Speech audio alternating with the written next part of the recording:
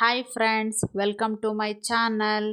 ಇನ್ನೂ ಯಾರೆಲ್ಲ ನನ್ನ ಚಾನಲ್ನ ಸಬ್ಸ್ಕ್ರೈಬ್ ಆಗಿಲ್ವೋ ಪ್ಲೀಸ್ ಸಬ್ಸ್ಕ್ರೈಬ್ ಆಗಿ ಬೆಲ್ ಐಕಾನ್ನ ಪ್ರೆಸ್ ಮಾಡಿ. ಇವತ್ತಿನ ರೆಸಿಪಿ ಬಂದು ಮಾವಿನಕಾಯಿ ಚಿತ್ರಾನ್ನ ಮಾಡೋಕ್ಕೆ ನಾನು ಒಂದು ಕೊಬ್ಬರಿ ಮಾವಿನಕಾಯಿ ತೊಗೊಂಡಿದ್ದೀನಿ. ಇದನ್ನು ಹೀಗೆ ತುರ್ಕೋಬೇಕು.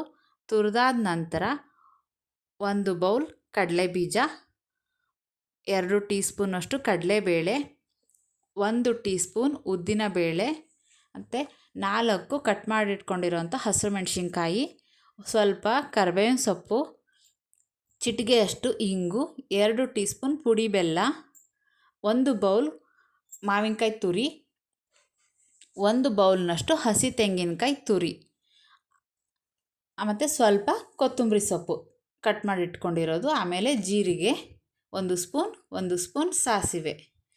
ಇವಾಗ ಫಸ್ಟು ಒಲೆ ಮೇಲೆ ಒಂದು ಬಾಣಲಿ ಇಡೋಣ. ಅದಾದ ನಂತರ ಸ್ಟವ್ ಹತ್ತಿಸ್ಕೊಳ್ಳೋಣ. ಸ್ಟವ್ ಹಸಿದಲ್ಲ ಆದಮೇಲೆ 4 ಸ್ಪೂನ್ ನಾನು ಎಣ್ಣೆ ಹಾಕ್ಕೊತಾ ಇದ್ದೀನಿ. ಈ ಸೌಟ್ನಲ್ಲಿ 4 ಚಮಚ ಎಣ್ಣೆ ಹಾಕ್ಕೊತಾ ಇದ್ದೀನಿ.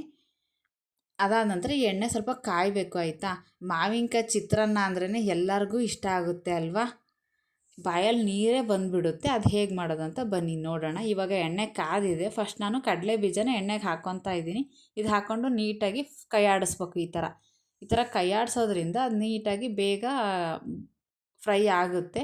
ಇದು ಗೋಲ್ಡನ್ ಬ್ರೌನ್ ಕಲರ್ ಫ್ರೈ ಆದ ನಂತರ ನಾನು ಒಂದು ಬೌಲಲ್ಲಿ ಎತ್ತಿಟ್ಕೊತಾ ಇದ್ದೀನಿ. ಯಾಕಂದರೆ ಇದು ಒಗ್ಗರಣೆಲಿ ಮಿಕ್ಸ್ ಆಗಿಬಿಟ್ರೆ ಅದು ಕಿಚ ಅಂತ ಅಷ್ಟು ಕ್ರಿಸ್ಪಿನೆಸ್ ಎಲ್ಲ ಕಳ್ಕೊಂಬಿಡುತ್ತೆ. ಆಮೇಲೆ ತಿನ್ನೋಕ್ಕೆ ಚೆನ್ನಾಗಿ ಅನಿಸಲ್ಲ. ಸೊ ಇದನ್ನ ಬೌಲಲ್ಲಿ ಎತ್ತಿಟ್ಕೊಂಡು ಲಾಸ್ಟಿಗೆ ಹಾಕ್ಕೊತೀನಿ. ಇವಾಗ 1 ಟೀ ಸ್ಪೂನ್ನಷ್ಟು ಸಾಸಿವೆ ಹಾಕಿದ್ದೀನಿ, ಸ್ವಲ್ಪ ಜೀರಿಗೆ ಹಾಕ್ತಾ ಇದ್ದೀನಿ. ಇದೆಲ್ಲ ಆದಮೇಲೆ ಇವಾಗ ಕಡಲೆಬೇಳೆ ಹಾಕ್ತೀನಿ. ಕಡಲೆಬೇಳೆ ಮತ್ತು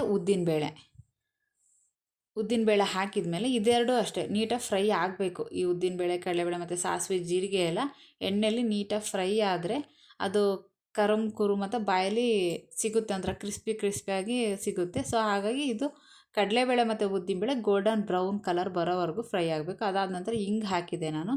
ಹಿಂಗೆ ಹಾಕಾದಮೇಲೆ ಹಸಿರು ಮೆಣಸಿನ್ಕಾಯಿ ಮತ್ತು ಕರಿಬೇವಿನ ಸೊಪ್ಪನ್ನ ಹಾಕಿ ಫ್ರೈ ಮಾಡ್ತಾಯಿದ್ದೀನಿ. ಹಸಿರು ಮೆಣಸಿನ್ಕಾಯಿನೂ ಅಷ್ಟೇ ಹಸಿ ವಾಸನೆ ಹೋಗಿ ನೀಟಾಗಿ ಎಣ್ಣೆಲಿ ಫ್ರೈ ಆದರೆ ಅದೊಂಥರ ಚೆನ್ನಾಗಿರುತ್ತೆ ಟೇಸ್ಟು. ಅದಾದ ನಂತರ ಮಾವಿನಕಾಯಿ ತುರಿ ಹಾಕಿ ಈಗ ಫ್ರೈ ಮಾಡಬೇಕು.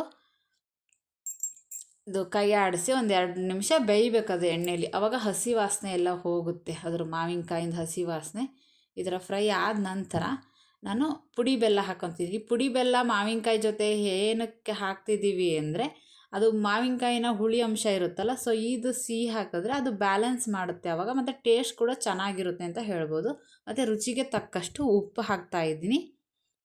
ಅದಾದ ನಂತರ ಹಸಿ ತೆಂಗಿನಕಾಯಿ ತುರಿದಿಟ್ಕೊಂಡಿದ್ವಲ್ಲ ಅದೊಂದು ಸ್ವಲ್ಪ ಆ್ಯಡ್ ಮಾಡ್ತಾಯಿದ್ದೀನಿ ನಾನು. ಇದು ಒಂಥರ ಹಸಿ ತೆಂಗಿನಕಾಯಿ ತುರಿ ಹಾಕೋದ್ರಿಂದ ಏನೋ ಒಂಥರ ಡಿಫ್ರೆಂಟ್ ಟೇಸ್ಟ್ ಬರುತ್ತೆ. ನಿಮಗೆ ಮಾವಿನಕಾಯಿ ಚಿತ್ರಾನ್ನ ಅಂದರೆ ಹಳದಿ ಅಂತ ನೆನಪಾಗ, ಇದೊಂಥರ ಡಿಫ್ರೆಂಟ್ ಆಗಿರಲಿ ಅಂತ ನಾನು ಇದನ್ನು ಅರ್ಶಿನ ಹಾಕ್ತಾ ಇಲ್ಲ. ಇವಾಗ ನೋಡಿ, ನಾನು ಮೊದಲೇ ಅನ್ನ ಮಾಡಿ ಇಟ್ಕೊಂಡಿದ್ದೆ. ಸೊ ಅದಕ್ಕೆ ಈ ಗೊಜ್ಜನ್ನ ಹಾಕಿ ಕೈ ಆಡ್ತಾಯಿದ್ದೀನಿ. ಯಾವಾಗಲೂ ಚಿತ್ರಾನ್ನ ಮಾಡೋ ಮುಂಚೆನೇ ಅನ್ನ ಮುಂಚೆ ಮಾಡಿಟ್ಕೋಬೇಕು. ಯಾಕಂದರೆ ಅದು ಉದ್ರಾಗಿರಬೇಕು, ಬಿಡಿಯಾಗಿರಬೇಕು. ಆವಾಗಲೇ ಅದು ತಿನ್ನೋಕ್ಕೆ ರುಚಿ ಅನಿಸೋದು. ಯಾವಾಗೂ ಅನ್ನ ಮಾತ್ರ ಉದುರು ಮಾಡ್ಕೊಳ್ಳಿ, ಆಯಿತಾ. ಇವಾಗ ನೋಡಿ ಕೈ ಆಡ್ತಾ ಇದ್ದೀನಿ.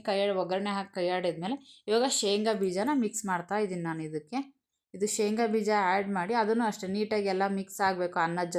ಅನ್ನದ ಜೊತೆ ಮಿಕ್ಸ್ ಆಗೋ ಥರ ಕೈ ಆಡಿಬಿಟ್ಟು ನೋಡಿ, ಅದು ಬಿಳಿ ಅನ್ನದ ಜೊತೆ ಆ ಶೇಂಗಾ, ಕಡಲೆ ಬೀಜ ಅವೆಲ್ಲ ಬ್ರೌನ್ ಕಲರ್ ಎಷ್ಟು ಚೆನ್ನಾಗಿ ಕಾಣಿಸುತ್ತಲ್ಲ, ಅದೇ ಥರ ಇವಾಗ ಹಸಿರು ಕಲರಾಗಿ ಕಾಣಿಸೋ ಥರ ಕಲರ್ಫುಲ್ಲಾಗಿ ಕಾಣೋ ಹಾಗೆ ಕೊತ್ತಂಬರಿ ಸೊಪ್ಪು ಹಾಗೇ ಎಷ್ಟು ಚೆಂದ ಕಾಣಿಸುತ್ತೆ ಆ ಬಿಳಿ ಅನ್ನಕ್ಕನ್ನೋದು. ಇವಾಗ ರೆಡಿ ಆಯಿತು ಮಾವಿನಕಾಯಿ ಚಿತ್ರಾನ್ನ. ಸಿಂಪಲ್ ಆ್ಯಂಡ್ ಟೇಸ್ಟಿಯಾದ ಚಿತ್ರಾನ್ನ ರೆಡಿ.